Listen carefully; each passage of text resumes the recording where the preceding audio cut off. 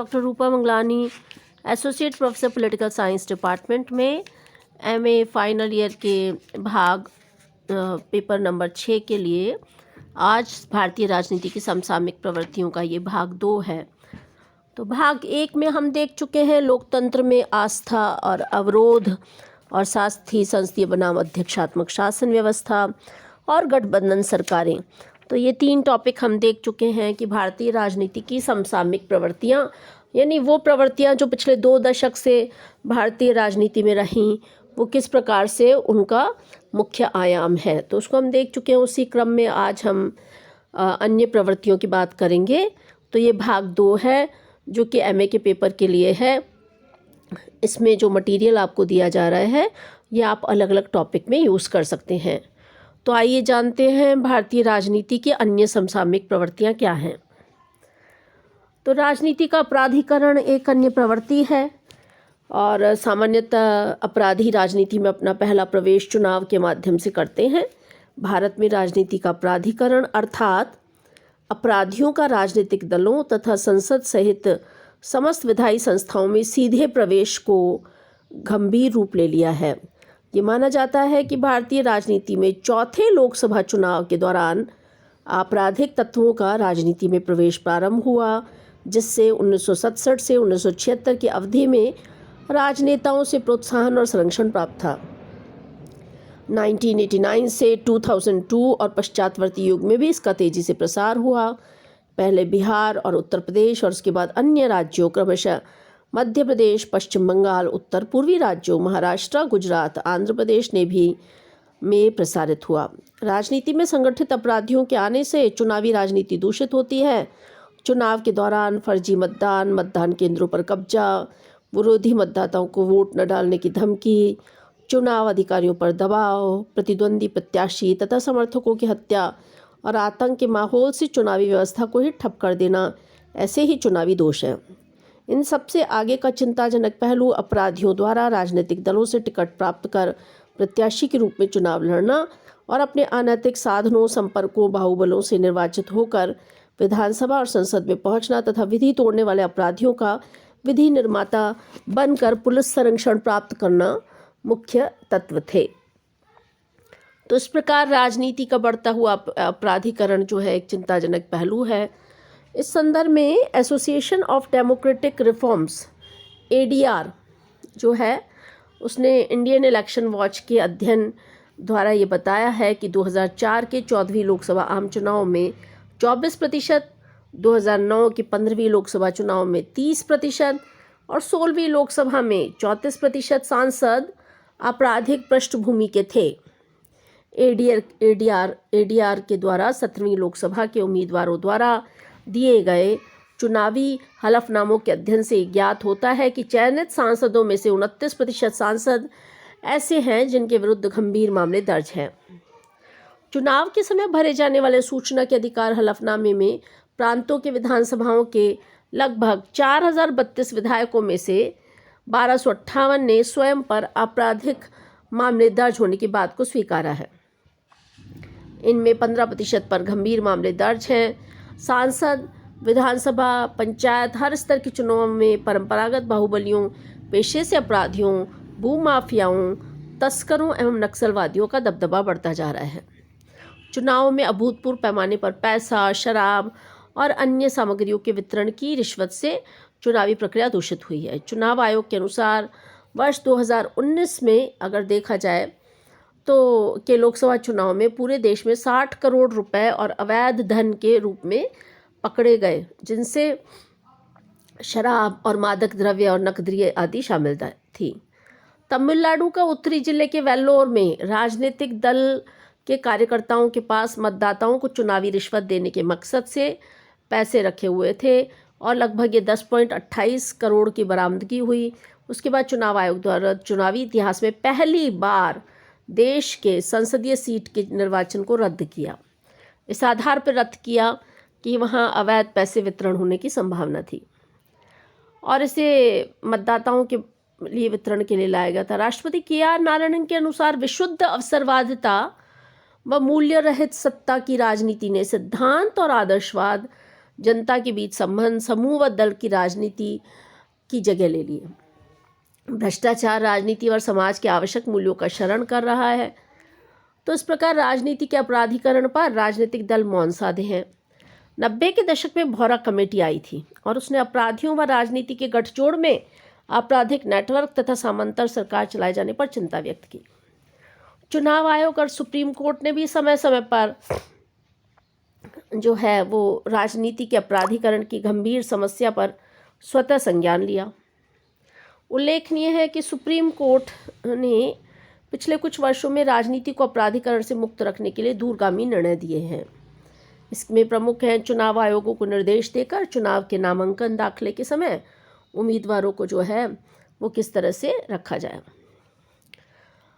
तो इस प्रकार हम देखते हैं कि राजनीति में अपराधीकरण के कारण जो चुनाव लगने वाली गतिविधियां हैं उस पर बहुत ज़्यादा अपराधीकरण बढ़ा है। अब इसे कैसे रोका जाए, तो इसके लिए आवश्यक उपाय है।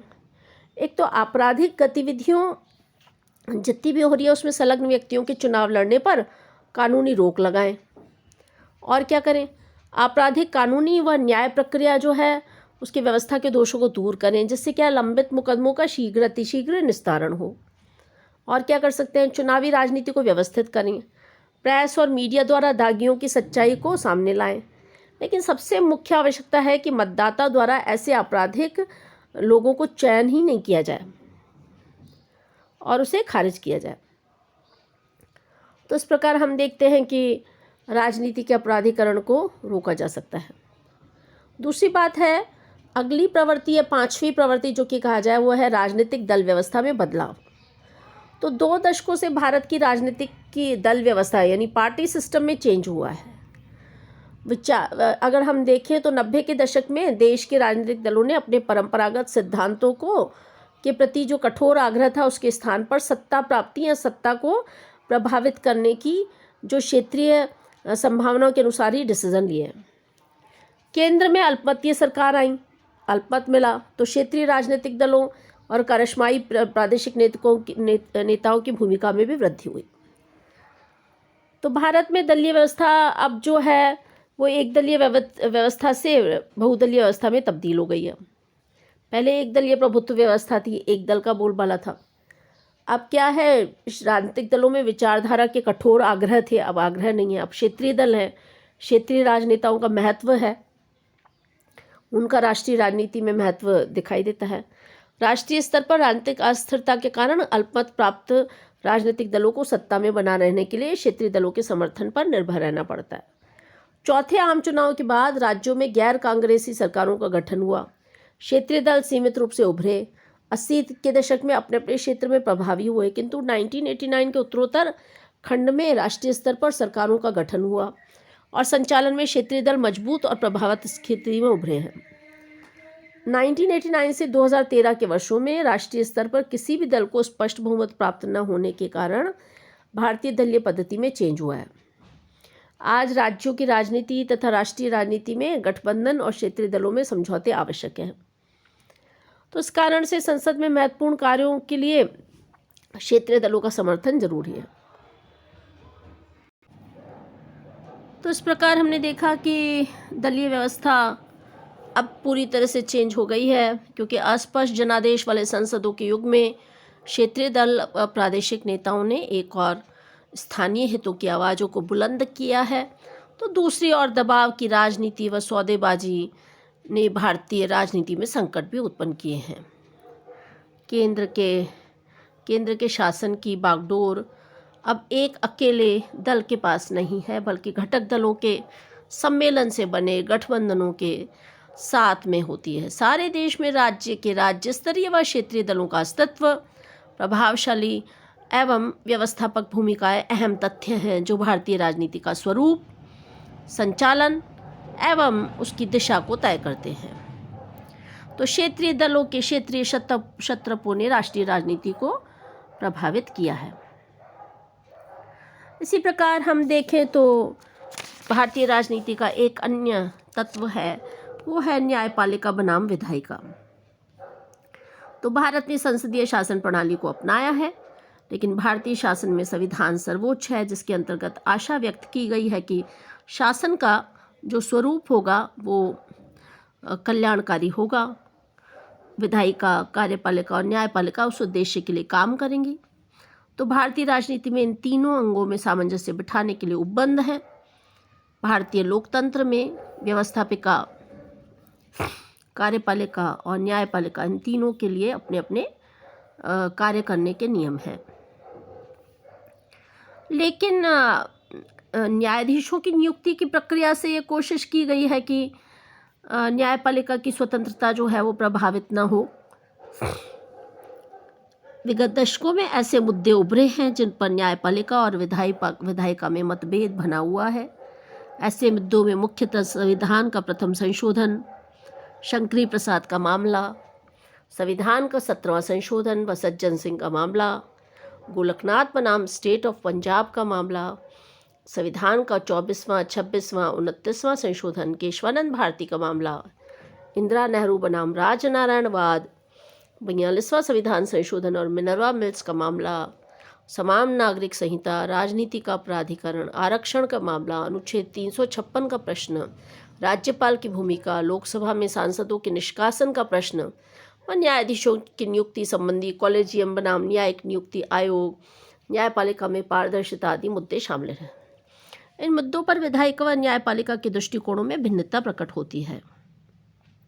न्यायपालिका और कार्यपालिका के बीच विवाद का एक मुद्दा न्यायाधीशों की नियुक्ति के संबंध में आया है। संसद द्वारा पारित 99वें संविधान संशोधन अधिनियम द्वारा कॉलेजियम के स्थान पर राष्ट्रीय न्यायिक नियुक्ति आयोग के सिफारिश से न्यायाधीशों की नियुक्ति को सर्वोच्च न्यायालय में चुनौती दी गई है, जिससे सर्वोच्च न्यायालय की संवैधानिक पीठ ने 16 अक्टूबर 2015 के अपने निर्णय में संविधान के मूल ढांचे के विरुद्ध मानते हुए 99वें संविधान संशोधन अधिनियम को खारिज किया और पूर्ववर्ती कॉलेजियम प्रणाली को ही मान्यता दी। इस संबंध में दो अन्य विवाद 9वीं अनुसूची के बारे में भी आए थे। 9वीं अनुसूची को न्यायिक समीक्षा से बाहर रखा गया, अर्थात जो मामले 9वीं अनुसूची में होंगे वो न्यायिक समीक्षा के दायरे में नहीं होंगे। सर्वोच्च न्यायालय ने वामन राव बनाम भारत संघ और AIR सेलो बनाम तमिलनाडु के ऐतिहासिक महत्व के मामलों में निर्णय दिया कि केशवानंद भारती के मामले में दिए गए निर्णय के पूर्व 9वीं अनुसूची में किए गए संशोधन विधिमान्य हैं। लेकिन यदि कोई अधिनियम केशवानंद भारती के निर्णय के बाद 9वीं अनुसूची में शामिल है और मूल अधिकारों का उल्लंघन करते हैं तो उसे आधारभूत ढांचे को क्षति पहुंचाने के आधार पर चुनौती दी जा सकती है। इस संबंध में उच्चतम न्यायालय की 9 न्यायाधीशों की खंडपीठ ने 11 जनवरी 2007 को निर्धारित किया है कि संविधान की 9वीं अनुसूची में सरकार कानूनों को दर्ज कर सकती है, लेकिन ऐसे कानून मूल ढांचे के विरुद्ध नहीं हो। इस प्रकार 9वीं अनुसूची भी न्यायिक पुनरावलोकन के बाहर नहीं है। तो इन सब मामलों से ये स्पष्ट है कि विधायिका और न्यायपालिका देश की सर्वोच्च संस्थाएं हैं और विधायन के प्रश्न पर देश की इन सर्वोच्च संस्थाओं में विभिन्न अवसरों पर जो मतभेद उभरे हैं उससे भारत की राजनीतिक व्यवस्था में परिवर्तन आया है। लेकिन हमें ध्यान रखना होगा कि न्यायपालिका और संसद एक दूसरे की सहोदर हैं, एक दूसरे की पर्यायवाची हैं। तो यह हमने देखा कि भारतीय राजनीति के कौन कौन से नए तत्व हैं। एक अन्य तत्व है वो है न्यायिक सक्रियता। 90 के दशक में न्यायपालिका की सक्रिय भूमिका के अनेक आयाम प्रस्तुत हुए हैं। न्यायपालिका ने अपनी परंपरागत भूमिका से बढ़कर कल्याणकारी राज्य में सक्रिय सजग प्रहरी की भूमिका का निर्वाह किया है। न्यायिक सक्रियता की इस प्रवृत्ति के कारण ही भारतीय न्यायपालिका ने विगत 2 दशकों में न्याय निष्पादन के अनेक कार्यों का संपादन किया है। न्यायिक सक्रियता के कारण न्यायपालिका को एक रचनात्मक भूमिका प्राप्त हुई है। न्यायिक सक्रियतावाद के विविध पक्षों के तहत पारस्परिक विवादों ने भिन्न लोकहितवाद अथवा जनहितकारी वादों को मान्यता देना, सरकार की स्वेच्छाचारिता पर नियंत्रण, कानूनी न्याय के साथ साथ सामाजिक आर्थिक न्याय पर बल दिया है। न्यायिक सक्रियता के मुख्य पक्ष हैं लोकहितवाद के तहत उच्चतम न्यायालय ने गरीबों, वंचितों, विचारणीय बंदियों, स्त्रियों, बंधुओं और असंगठित मजदूरों, अनुसूचित जातियों, जनजातियों, दलितों आदि की समस्याओं को प्रकाश में लाकर उनके समर्थन में सकारात्मक भूमिका का निर्वाह किया है। बहुत सारे मामलों में सर्वोच्च न्यायालय ने ऐसे निर्णय दिए हैं जो कि जनता के हितार्थ हैं। जनहितवाद के सिद्धांत को मान्यता दी है।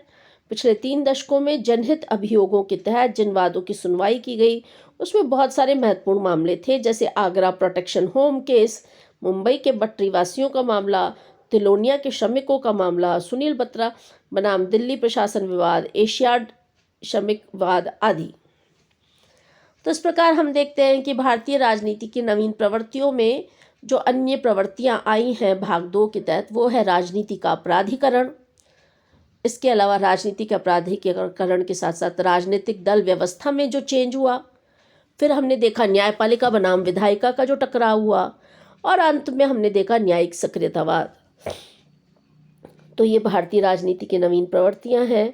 आप इन्हें पढ़िए और इनको तैयार कीजिए, और अलग अलग टॉपिक में आप इस मटेरियल को लिख सकते हैं। मैंने आपको अब तक जितने भी वीडियो डाले हैं इस YouTube चैनल पर, आप उसे देखें, उसका अध्ययन करें, और उसके बाद कोई एक सवाल आप करके ग्रुप में डालिए जिससे कि मैं उसको चेक कर पाऊँ। तो आप अपनी पढ़ाई को पूरी मुस्तैदी के साथ गति दीजिए, और जो है वो सिलेबस का जो महत्वपूर्ण पाठ्यक्रम है वो अब तक पूरा हो चुका है, लेकिन आपके जितने भी वीडियो हैं वो उस पर हम चर्चा कर सकते हैं दोबारा से जो डाले गए वीडियो पर। तो ये जो पेपर है भारतीय शासन और राजनीति, ये MA का पेपर 6 है, और इस पेपर में आप जो है बहुत अच्छे अंक ला सकते हैं। सब्जेक्ट से रिलेटेड आप अखबारों के संपादकीय और पत्र पत्रिकाओं को भी पढ़ें और उस मटेरियल को भी डाल सकते हैं, लेकिन मूल रूप से सबसे पहले पाठ्य पुस्तकों से सिलेबस करें। तो पाठ्य पुस्तक से टॉपिक करें और जो डाले गए वीडियो हैं उनकी मदद लें, और उसके बाद कोई दिक्कत हो तो हम उस पर चर्चा कर सकते हैं। अपने और अपने परिवार के स्वास्थ्य का ध्यान रखिए। शुभकामनाएं।